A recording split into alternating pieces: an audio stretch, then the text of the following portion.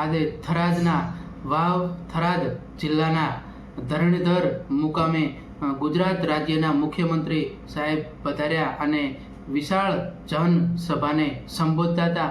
એ ટાઈમે જ આપણે ગુજરાત રાજ્યના ચાલુ મંત્રી શ્રી સ્વરૂપજી ઠાકોર વિશે હળવા મૂડમાં તેમણે શું કહ્યું તે ખાસ આ વિડીયોમાં સાંભળો.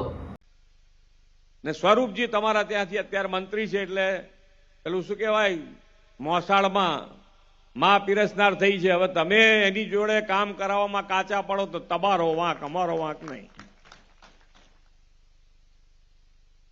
કામ કરીશું. એમને પણ ઉત્સાહ છે કે ભાઈ આ વિસ્તારનું કોઈ કામ બાકી ના રહે. રોડ રસ્તાને એમની હમણાં મને બાજુમાં બેઠા કહેતા હતા કે આયા છો તો થોડા કામો મારા સાંભળતા જાઓ. મને કહે કે રોડ રસ્તા ઘણા બધા બાકી છે. મેં કહું તમે લેતા આવો, આપણે ફટાફટ પૂરા કરીશું. અને અહીંયા આવતા હું રોડ જોતો આવતો હતો, કેવો મજબૂત રોડ થઈ રહ્યો તમે જોયો, કામ જોઈ આવો. અને આપણે કહીએ છીએ, દરેક જગ્યાએ કહીએ છીએ કે જે પણ કામ કરો તમે પણ એને ક્વોલિટી ઉપર પૂરેપૂરું ધ્યાન રાખજો. તો શું કહ્યું સાંભળ્યું ને?